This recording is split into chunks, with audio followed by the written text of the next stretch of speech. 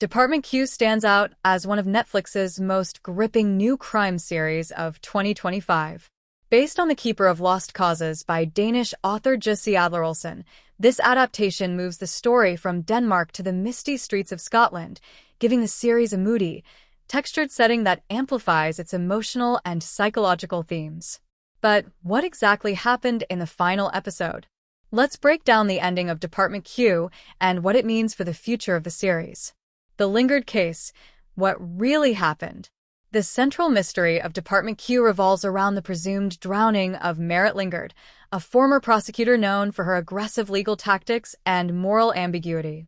Throughout the series, Detective Inspector Carl Mork, played by Matthew Good, and his unorthodox team peel back the layers of the case, revealing a tangled web of corruption, cover-ups, and personal vendettas. By the final episode, it's revealed that Lingard was never truly missing. She had been secretly imprisoned for years in a decommissioned hyperbaric chamber by a man whose life was destroyed by her prosecutorial decisions. This man, a former scientist with mental instability and a thirst for justice, held her captive in a twisted act of revenge, believing he was making her experience what she made others feel: helplessness, fear, and abandonment. The final confrontation in the chamber is one of the series' most intense moments. Mork and his team discover Lingard barely alive, with the oxygen running out. She is rescued, but the trauma leaves permanent scars, not just physical, but psychological. The resolution is deeply affecting, forcing viewers to question the cost of justice and the blurred line between right and wrong.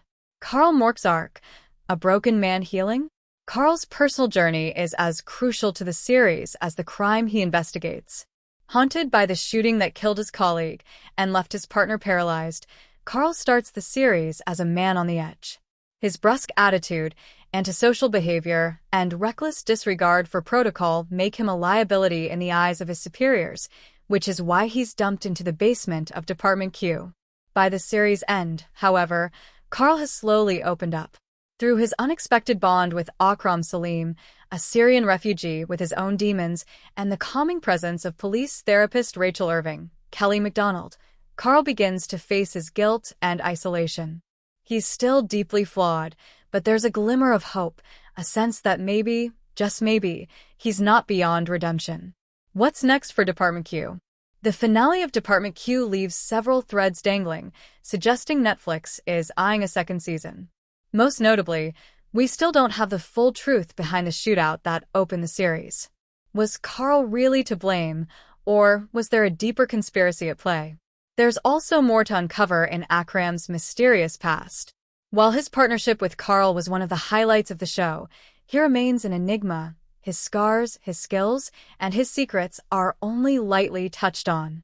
Likewise, Rose Dixon and Hardy have more stories to tell, and their comedic and emotional presence rounds out the team in a way that feels ripe for further development.